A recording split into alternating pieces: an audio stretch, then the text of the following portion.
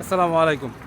আজকে আমি আপনাদের সাথে শেয়ার করব যে আসলে বাংলাদেশ থেকে কাদের জাপান আসা উচিত, কাদের উচিত না। তো তার আগে বলে নিই, আজকে হচ্ছে কত তারিখ? 13 তারিখ মার্চের 22 রোজা। আর আমি এখন যাচ্ছি কাজে। সকাল 8:50 বাজে, আমার কাজ হচ্ছে 10টায়।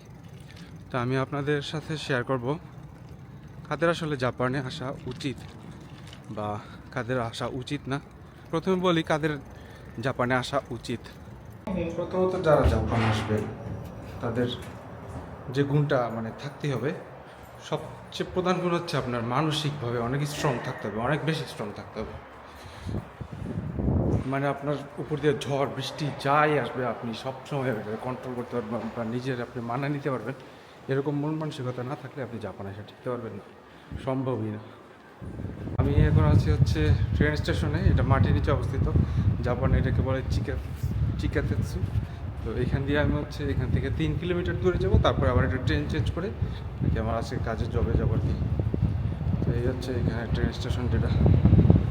আমি এখন এখানে আমার কার্ডে টাকা ভরা আছে, ওইটা দিয়ে চলে যেতে পারবো।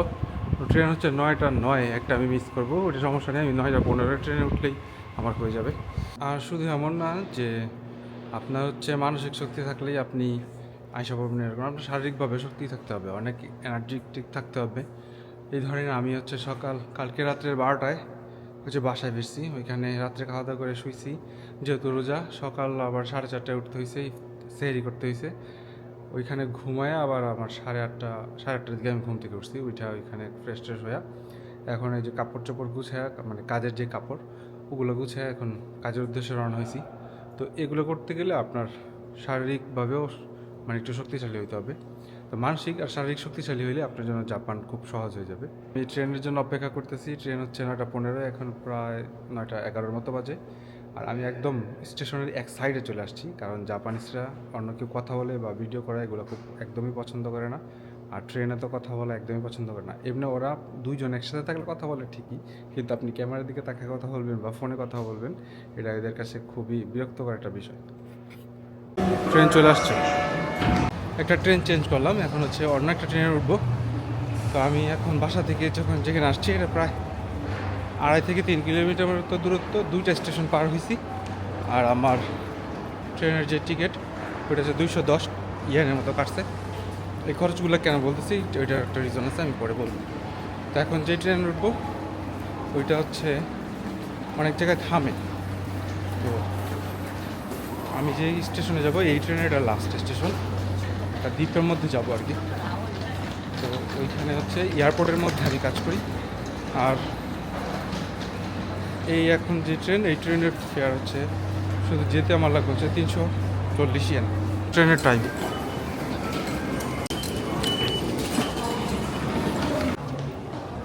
এয়ারপোর্টে চলে আসছে, এখন হচ্ছে জামা কাপড় চেঞ্জ করে হচ্ছে কাজে ঢুকে যাব। এই হচ্ছে এয়ারপোর্টের ভিউ।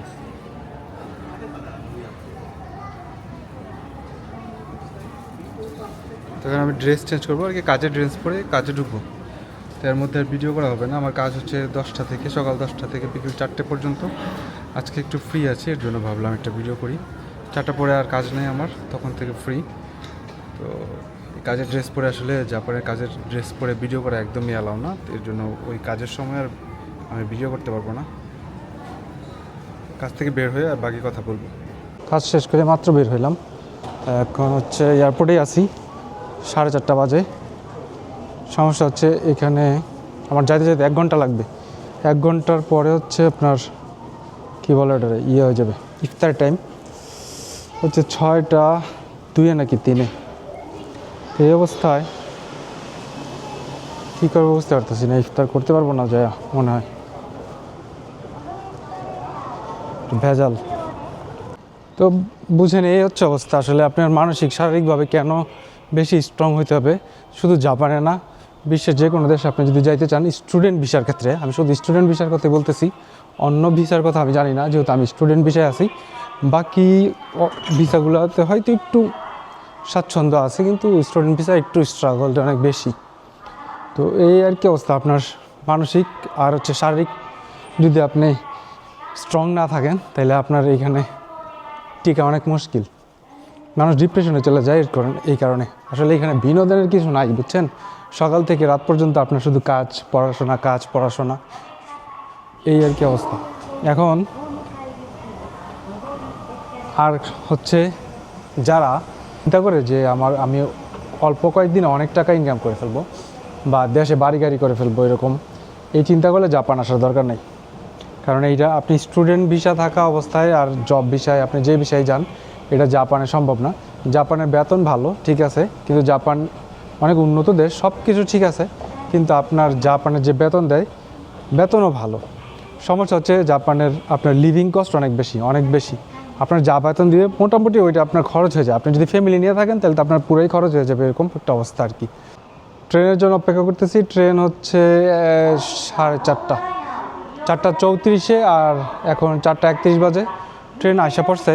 তো আমি যে ট্রেন দিয়ে যাব এই ট্রেনে আসলে কোনো চালক নাই, অটো আর কি, একটা নির্দিষ্ট রুটেই চলে এটা।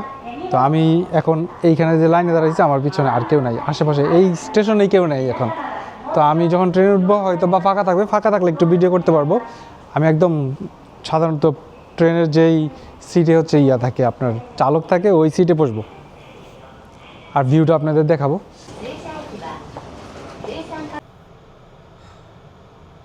হাতে সময় নেই, এর জন্য আমি যে স্টেশন নামছি এখান থেকে হচ্ছে মসজিদ কাছে।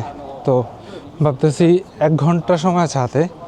তো এর মধ্যে আমি বাসায় যে ইফতার বানায় খাইতে আমার টাইম খুব ভেজালে পড়ে যাব, টাইম ম্যানেজমেন্ট হয় না। তো চিন্তা করছি আজকে মসজিদেই যাই। আর 2জনকে ফোন দিছি, ওরা আসবে। একা যেতে ভালো লাগে না, অপরিচিত মানুষের সাথে ইফতার করতে আনইজি লাগে, এর জন্য ভাবছি কারণে নিয়েই যাই। সবচেয়ে ইম্পর্টেন্ট কথা যেটা, যার একদমই আসা উচিত না জাপানে, সে হচ্ছে আপনি এমন কারো জাপানে স্টুডেন্ট ভিসা আসা উচিত না যার জাপানে আসার জন্য যে টাকাটা খরচ হয় ওই টাকাটা নাই, বা ওইটা কারো কাছ থেকে ঋণ করে নিয়ে আসতে হবে। এরকম লোক না আসা ভালো, কারণ এখানে আসার পরে অনেক সময় এরকম হয়, জাপানে আপনার পার্ট টাইম জবের অভাব নাই, কিন্তু ল্যাঙ্গুয়েজের জন্য আর হচ্ছে বিভিন্ন কারণের জন্য প্রথম দিকে বা অনেক সময় এরকম হয় যে জব থাকে না, পাওয়া যায় না, তখন আপনার হচ্ছে বেতন তো কম থাকে। তো আপনি যদি ঋণ করে আসেন বা ধার দেনা করে আসেন, ওইটার যে প্রেশার আর জাপানের একটা আলাদা প্রেশার আছে, এই 2 প্রেশারে মানুষ অনেক বেশি ডিপ্রেশনে চলে যায়। এর জন্য আমি মনে করি ধার দেনা করে জাপানে না আসাই ভালো। এই রাস্তাটা হচ্ছে মসজিদের রাস্তা, এখান দিয়ে সামনে গেলে মসজিদ। আমার কথাটা শেষ করতে পারছি না। আর যারা জাপানে, আমি মনে করি যে যাদের জাপানে আসা উচিত বা আসতে পারেন, এরকম হচ্ছে আপনার যাদের টাকা পয়সার কোনো সমস্যা নাই, এমনিতে দেশে অসুবিধা নাই, আপনি আসবেন, এখানে পড়াশোনা করবেন, সেটেল হবেন, এখানে দীর্ঘ সময় থাকতে চাইলে থাকতে পারবেন, খুব সেফলি একটা জীবন যাপন করতে পারবেন, খুব সুন্দর জীবন যাপন করতে পারবেন। কিন্তু টাকা জমানোর চিন্তা করলে এখানে না আসাই ভালো। আর হচ্ছে শুধু পড়াশোনা করতে আসবেন এখানে, অনেকের ইচ্ছা আছে যে আমি বিদেশে পড়াশোনা করব, তারপর আবার দেশে চলে আসবো, এটা হচ্ছে একদম বেস্ট। এরকম যদি কেউ থাকে তার জন্য জাপানের বিকল্প আমি মনে করি না নাই। আপনি যে লাইফের যে এক্সপিরিয়েন্সটা পাবেন জাপানের মানুষের যে জীবনযাপন, ওইটা আপনি যখন দেখবেন, আপনার যে এক্সপিরিয়েন্সটা আপনি গ্যাদার করবেন, এটা আপনার জীবনে সারা জীবন কাছে দেবে আমি মনে করি আর কি।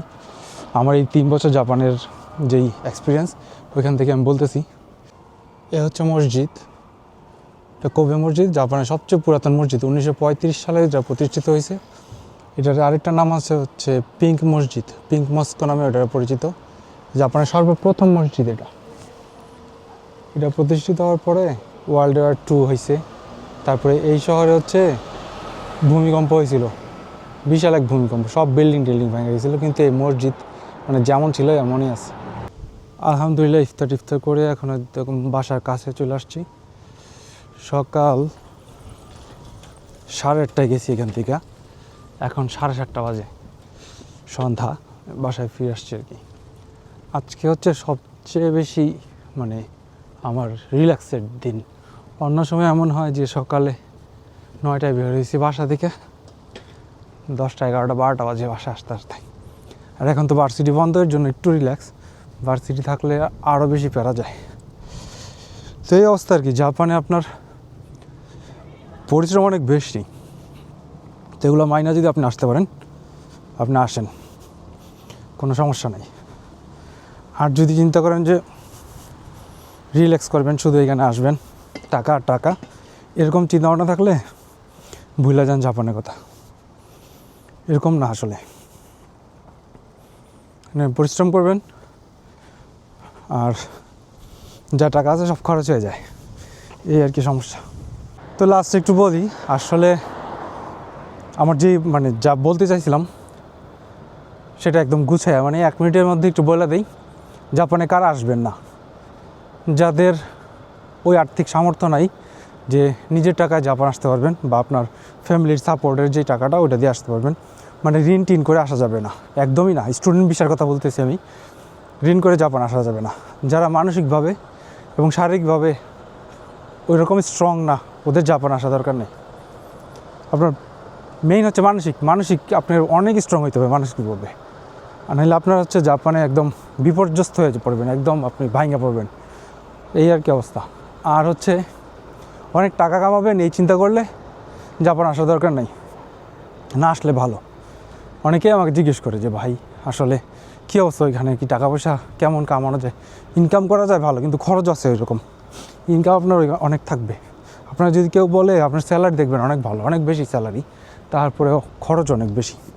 তো ওই হিসাব করলে আপনার দিন শেষে আর কি সমান সমান ধরতে গেলে, তো এই দিক দিয়ে স্টুডেন্ট ভিসা জাপান অন্যান্য দেশ থেকে আমি মনে করি ভালো। আমি যতটুকু শুনছি অন্যান্য ভালো যে দেশগুলো আছে ওইখানে নাকি হাফ টাইম জব করে হচ্ছে টিউশন ফি ম্যানেজ করা কঠিন হয়ে যায়, বাসা থেকে নিতেই হয়।